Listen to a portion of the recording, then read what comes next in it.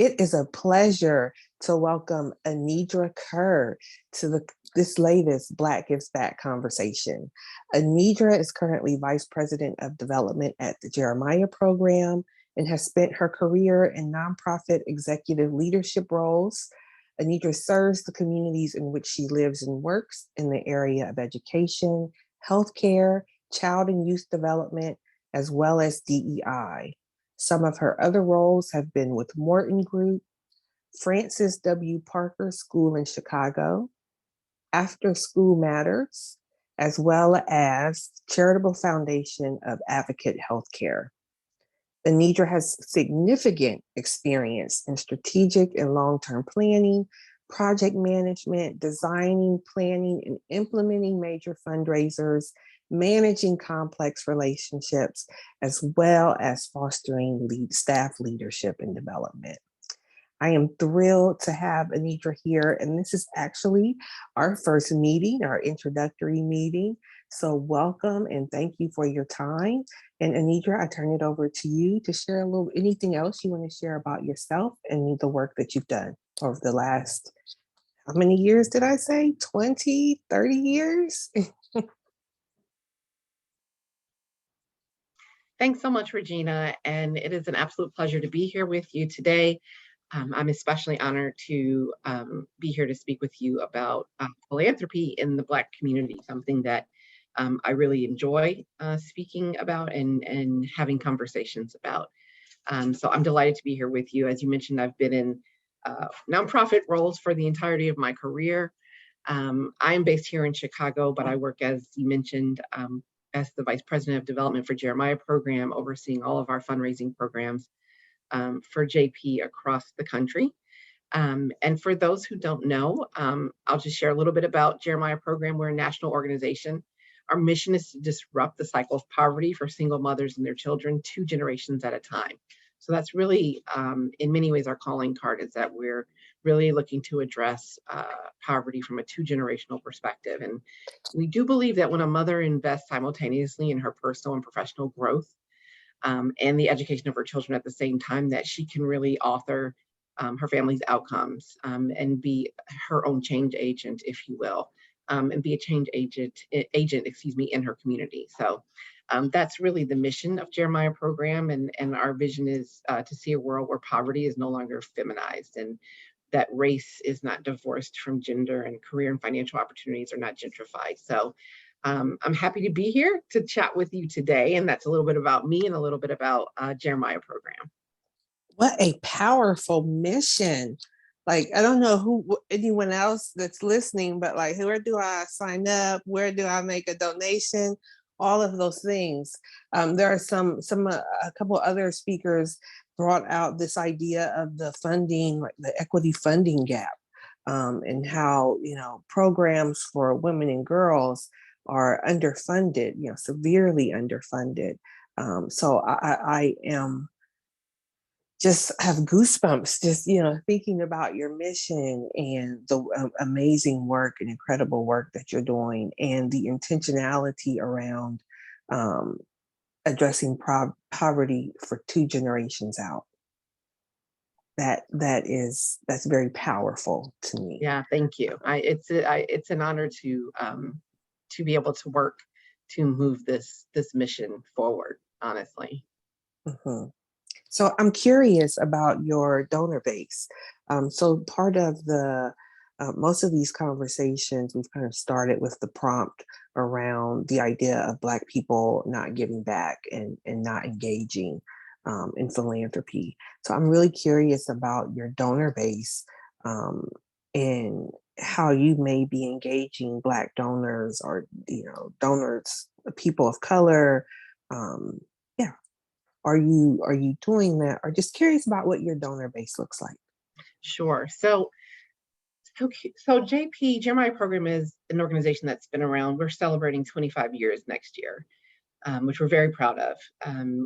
Our first program started in Minneapolis and was very connected to the local community, to the local church community at the time, and that's where Jeremiah Program has our founding roots.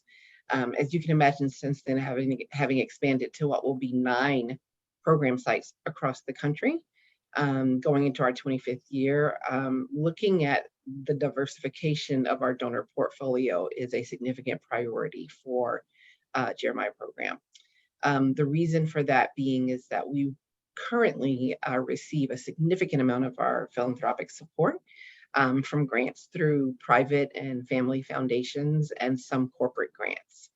And so I'm sure you, with your experience, Regina, in the not-for-profit arena, know that having an individual donor base and a diverse individual donor base is hugely important to the sustainability of an organization.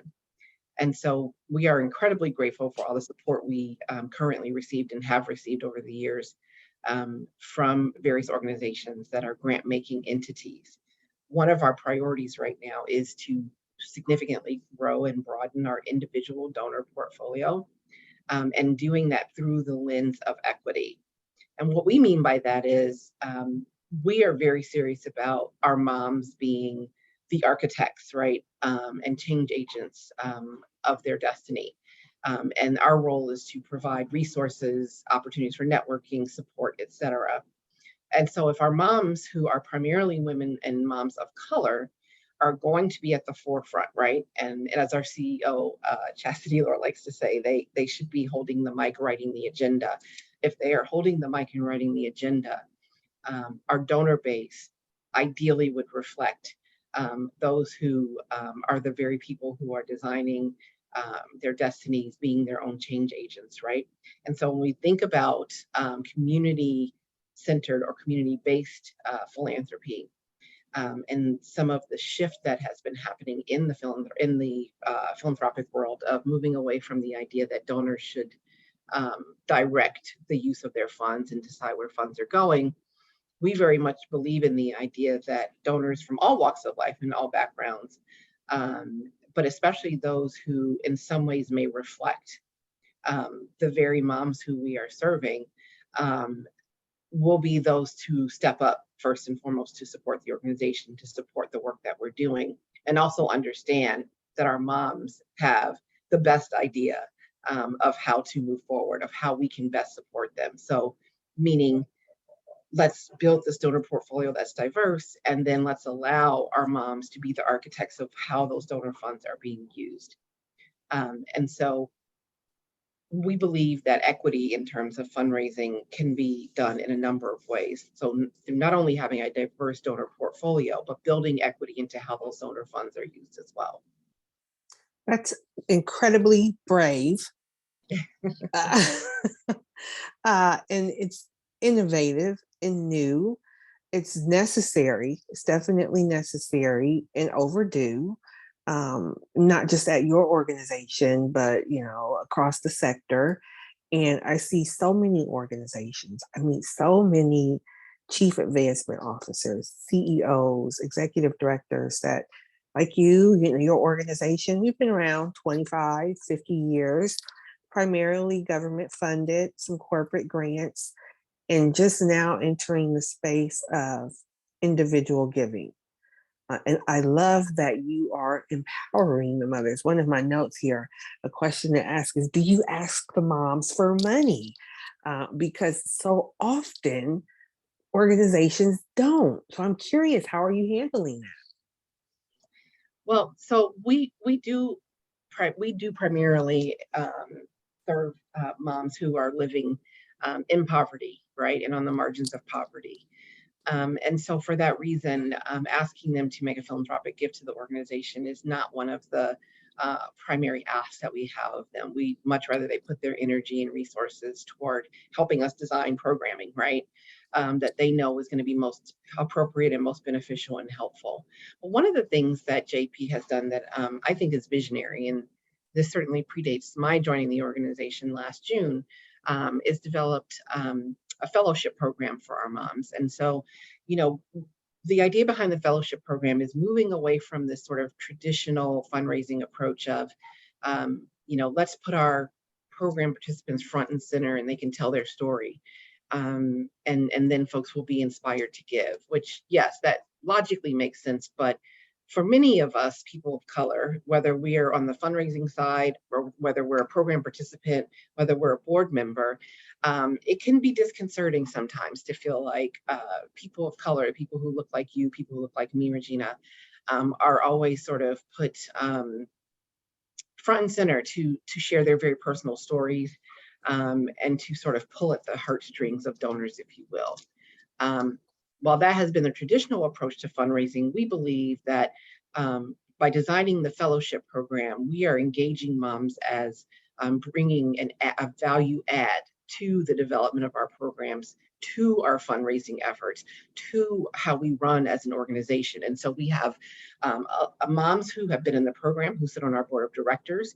We have moms who are part of the fellowship program, and that program actually is a commitment of moms to share their story in certain venues, to be a part of meetings, brainstorming, and they actually do receive a stipend for that.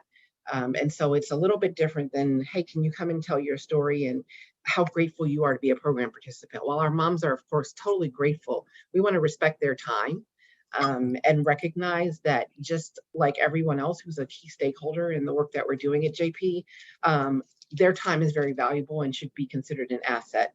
And so the fellowship program very much recognizes that. And I do believe long-term, we will begin more outreach to JP alumni, especially with an opportunity for them to give back philanthropically to the organization. While we've been around for 25 years, our alumni program, I would say, is very much still in development. And so we're really excited about some of the things we're doing to really connect with all of our moms who've been through the program. And I do envision longer term that providing opportunities for them to support JP philanthropically will absolutely be a part of that. Awesome. Awesome. So a couple of things resonate with me there. So this idea of, well, first, respecting where these women are financially is important, but also respecting them as future prospects. And so from the financial perspective, but then finding ways to still engage them. And like you talked about, the value add and compensate them. And so you and I have, and others, we've seen that so often in our industry. There's the donor event. Oh, here's the poor, sad people of color, and they're going to make us all feel bad, and we're going to erase some of our guilt by writing a check. Exactly. And so the nonprofit gets a lot of money, but that particular person, that has shared their stories and opened up, they don't get anything but everyone seeing, everyone bearing witness to their difficulties. Exactly. Yes, I love that. And so the other thing that resonates with me really is this idea of the preparing the people that you're serving to become the donors, to become your prospects. Absolutely. And so beginning that relationship early, even as just advocates, which in many ways is more powerful and more long-standing and enduring than the super wealthy person that can write a check for tax purposes and now you're beholden to them. Exactly. And seeing, and so I do want to be clear, we do have moms who donate, but I can't say it's there's an initiative around that just yet, but we are getting there. And I will say, to your point, a mom who gives back, imagine how inspiring that is and can be to donors at any level, like you said, to the annual donor, to the wealthy donor. And I'd much rather that be how, a mom inspires giving. To your point about the telling, an unfortunately often sad story, I had a board member at one of my previous organizations after the annual gala, which, did quite well, raised, $4 or $5 million each year. He said, I don't want to see another video with a young Black male with broken English telling a sad story about his life. I do not want to see another video like that at the gala. Yeah. And I get it, right? So we, as fundraisers, and especially fundraisers of color, have to be the ones on the front lines making those changes with the support of our leadership and our board members, right? Yes, absolutely. Absolutely. So, a couple of things to respond to on that. One, the impact story. So, you're absolutely right. Having the success story, then sharing their success story and sewing back in, that is quite powerful. Like, that's the proof is in the pudding there. And I'm kind of sticking with this because, like, in many ways, that is my own story. Like, I'm married now, and my husband and I, we have a 7-year-old together, but we didn't marry until I was in my 40s, and I Mhm. raised my oldest daughter as a single mom. Like, Ah, just single mom, just no nothing else, single mom. um, and so all of the things that go along with that. And so, yes, there were times where money was difficult. It was very difficult in so many different ways, and certainly participated in all these different programs for underrepresented populations, single moms, all these things. And my family certainly benefited from those things. And I think about now I'm in a position where, like, I'm a major giving prospect. Well, for exactly. many organizations, maybe not in higher ed, I'm not at that level yet, but for many others, I am definitely a major gift Yeah, prospect. I'm a absolutely. leadership gift prospect, etc., which gets into like the prospect development side of things. But I know those organizations haven't kept up with me. Yeah, I don't even know what they're exactly. doing now. Haven't heard or seen from them in years. They Exactly. don't have my data. They don't know where I am now. Yep. Yeah. They haven't engaged with me over these years. So the lost opportunities, for one, a success story, two, an advocate all along the way, and Yeah. now three, a major gift donor. Exactly. You are so spot on, Regina, and that engagement piece, as you and I both know, is so important. And so I want to tell you about an event we're actually doing in March of next year, which is called the JP Summit. And it was started 2 years ago. The first 2 years, of course, were virtual for obvious reasons. This is something started under our current CEO, and it is a significant investment of resources to engage and strengthen our relationships with our former moms, right?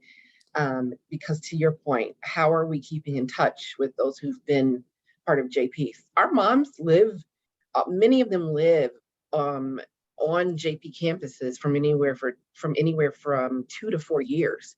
So this is a significant part of their lives and their children's lives. So how are we connecting and keeping them engaged? And so our first in-person summit will be next March in Austin, Texas. And the primary guest list are former JP moms.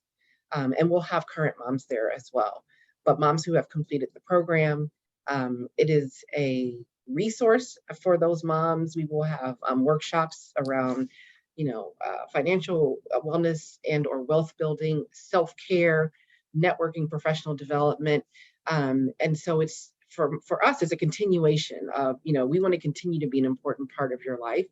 We want to provide an opportunity for networking, right? Because we know that many of us who are connected in our positions in our lives where we don't necessarily need a JP right now, um, are there oftentimes because of resources and networking and connections and relationships. And so we want to make sure we're providing those things for JP moms on an ongoing basis. And so that event will happen for the first time in person next March, and we're so excited about it because we anticipate having over 200 JP moms come together for that. And our conversation today has inspired me to be even more thoughtful about, how are we also preparing our moms to start thinking about, even becoming philanthropic supporters of JP somewhere down the road. Mhm. Yeah. I see so many organizations struggle with this, like how to ask, how to engage, what to do with the people that they serve. And it's so refreshing. Like, how did your organization get here? How did they? And Yeah. again, it's so brave. What is this? The board? Is this the community? Is this leadership? Yeah. Is this like, what is it?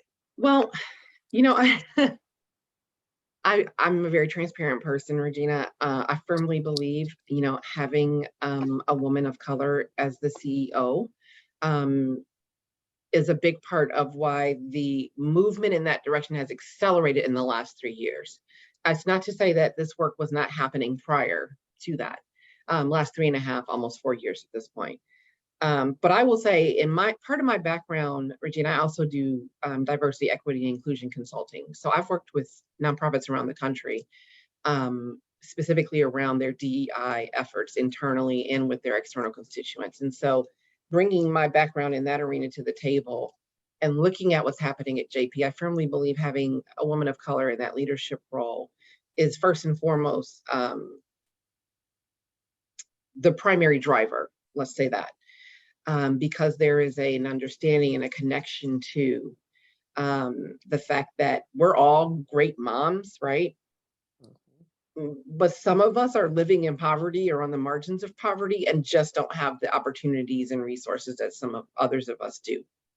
And starting with that basic premise, then creates sort of the idea of this isn't about us coming up with these great ideas to support these amazing moms. It's about all of us working together and doing that as a cohesive unit. And I believe that that really is the thinking behind the community-based philanthropy movement, right? Is moving away from this idea of donors and philanthropists knowing or having an idea of what's best for a community or for participants in a particular program and saying, this is how I want my dollars used.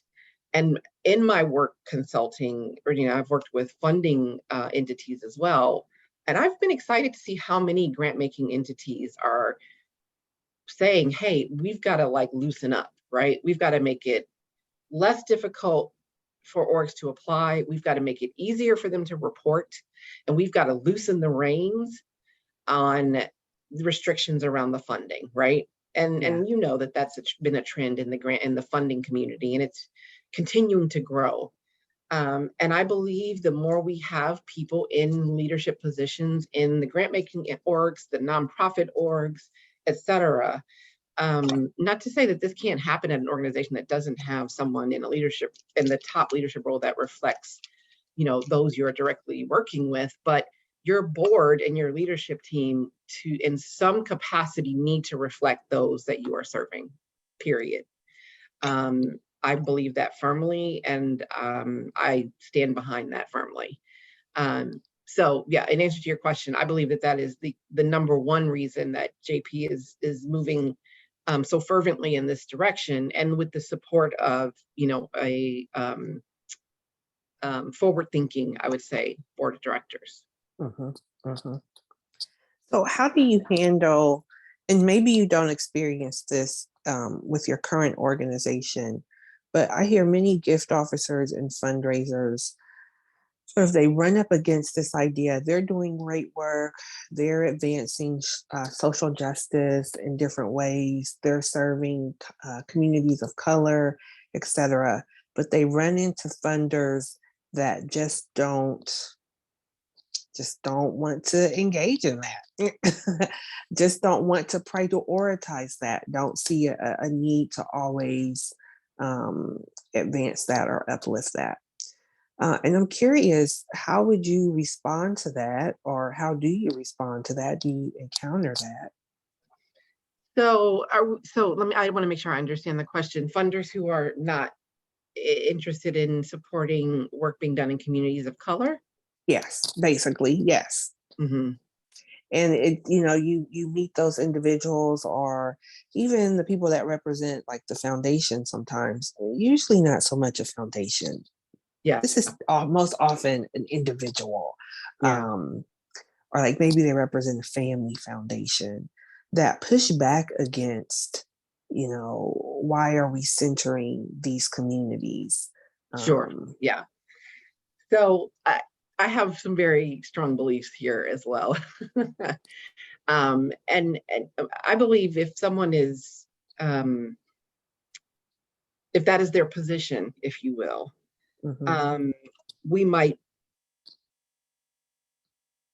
they may not be a match right, for the work that we're doing. In my experience, there are so many funders out there who don't question that and who understand, have opened themselves up to understanding how generations of disenfranchisement have led to communities that have generations and generations of poverty, lack of education, obviously high rates of violence, mass incarceration, etc.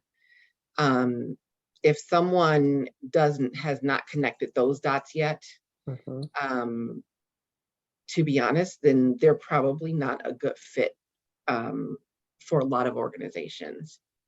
And me personally, I am always willing to have those conversations with people, right? Because as a Black woman, I feel strongly about it personally and professionally, right?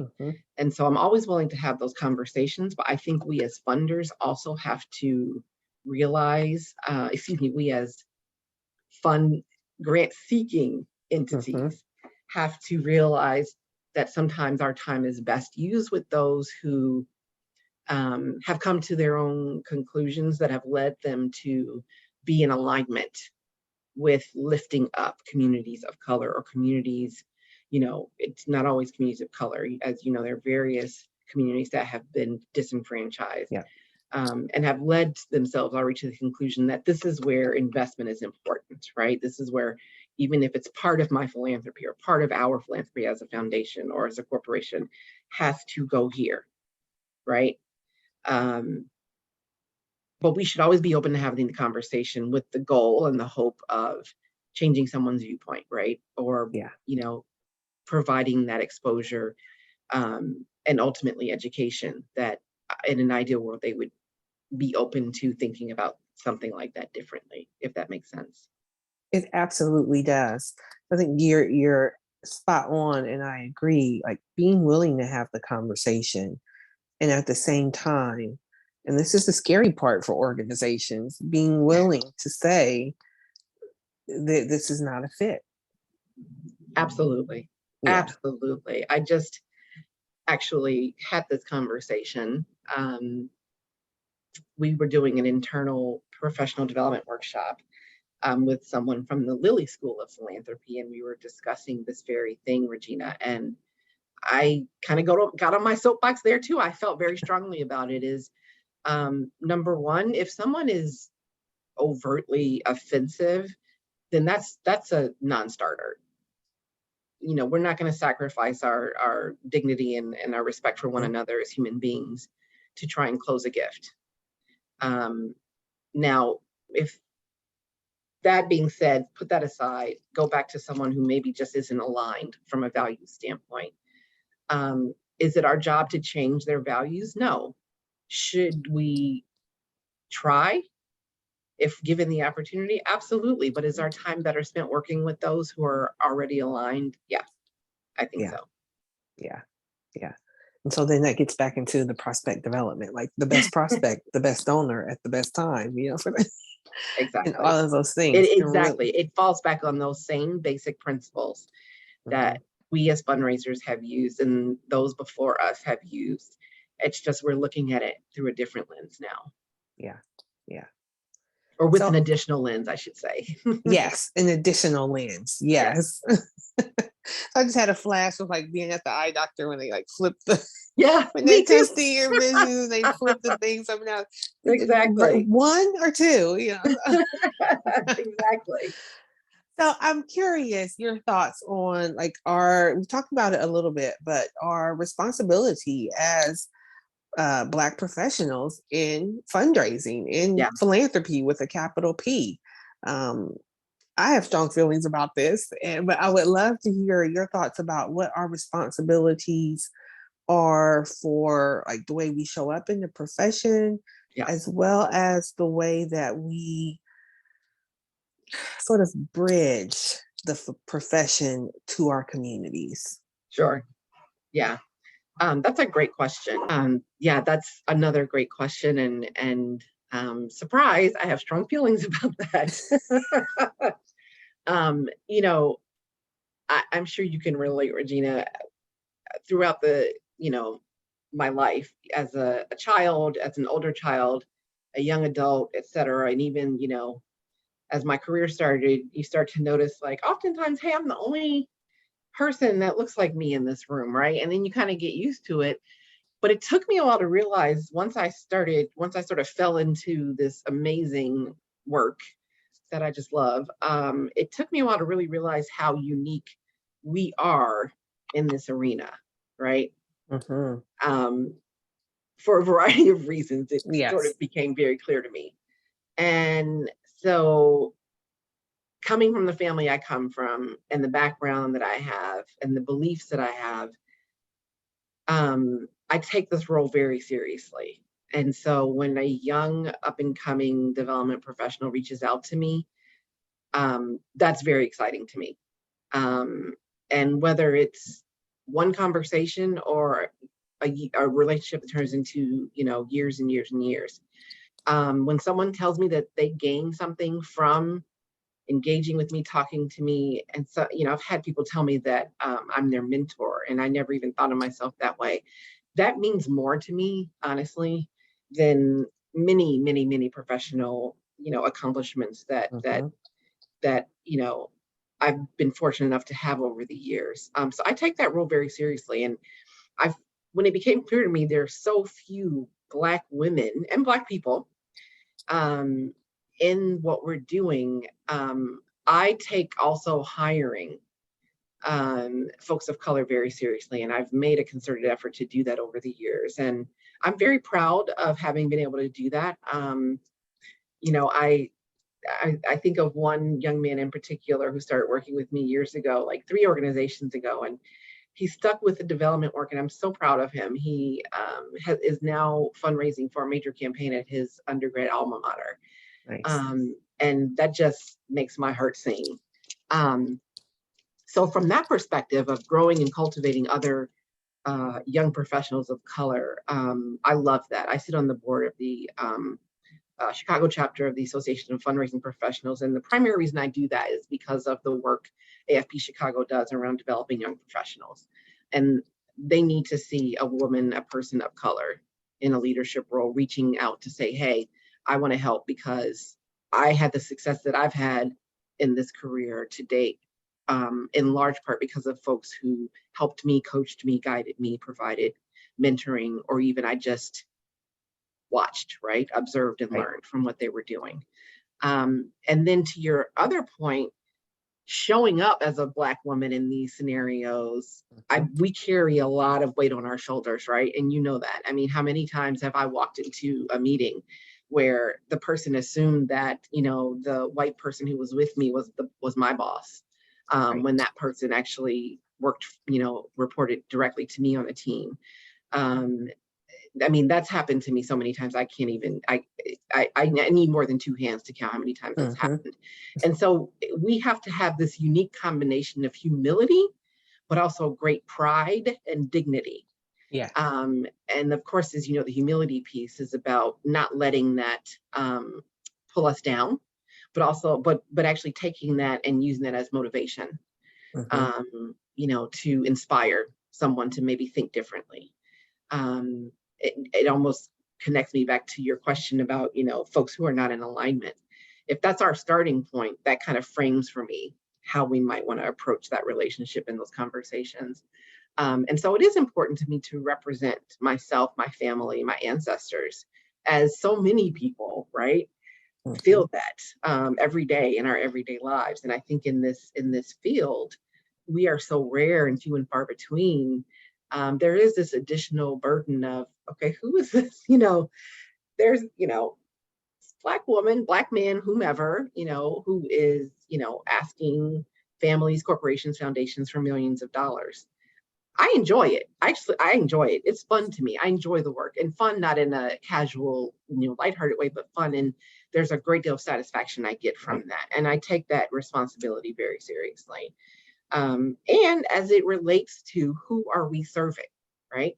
Mm-hmm. So using that equity lens in almost in every aspect of the work we do. Who am I hiring? Who who am I recruiting, hiring, and retaining? Who am I fundraising from? Where are those dollars being directed, and who are we serving? Yeah. That has to always be a part of the framework and the lens through which, for me, that I'm doing my work. Yeah. I love your passion and your focus. And I'm really curious then, like, what was your introduction to philanthropy? Like, whatever it was, it's sustaining. So Yeah. It's interesting. I go back to that professional development exercise I just mentioned. We were asked to fill out a personal philanthropy biography, if you will. And it was like, what was your first introduction to philanthropy?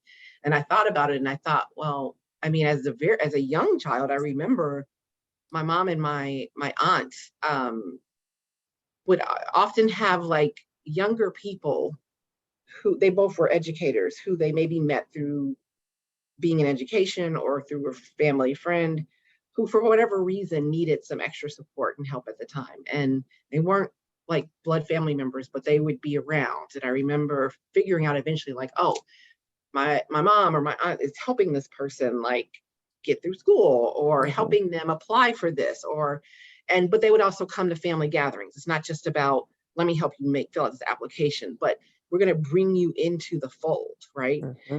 And that for me was really my first introduction, because this was always done voluntarily, and it was almost like just a natural thing to do. It wasn't something that was talked about like, we need to do this because. It was just a given. And so I was, as many people, I was raised in a family that the default was, what can I do to help you? What can we do to help others? And especially those who have been disenfranchised or are at any sort of disadvantage. Recognizing how fortunate we have been, but also having had experienced, right, some of that. And so I would say it comes from there to start with, and has just permeated my life from my family. And then, like many people, I like to say of my age, I sort of fell into the work. Yes. I love, Regina, the fact that people can go to school now and get degrees around nonprofit management. That just wasn't a thing when I was an undergrad. I mean, it was starting to be. There were some programs that you could do, but it not like now. Like, there are programs at all the major universities, and I love that. But I studied marketing in undergrad, and my first job right out of undergrad was a corporate job, and I enjoyed it, but there was something missing for me. And someone had said, oh, I know someone hiring at this organization, and it was a nonprofit. And I was interested in the job because it sounded like there was a lot of interface with people. It was a volunteer recruiter. That was what I was going to be doing. And so I interviewed, I got that job, and never looked back. Never looked back. There was just a different degree of satisfaction that I got from the very first time I started doing working with nonprofits that I never wanted to lose from a professional standpoint. Yes, I can totally relate. As my first job in fundraising was right after undergrad, like right out of college. I was a single mom, and I was like, I need a job. We got these bills to pay. I got these bills to pay.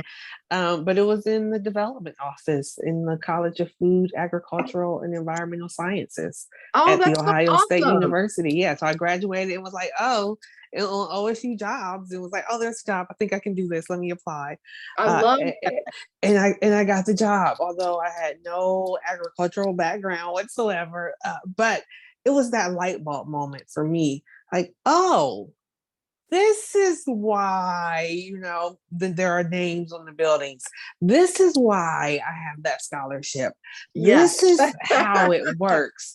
And then it was like a step further of, this is how I can change the world. And so it was that, again, kind of fell into it, but I don't think it was at all coincidental. I know so many other colleagues, we all say the same thing. Oh, I just kind of fell into it. But I don't believe that it's by accident at all. So I have so thoroughly enjoyed speaking with you and getting to know you. I am inspired by what's going on at the Jeremiah program. Like I seriously want to sew into that.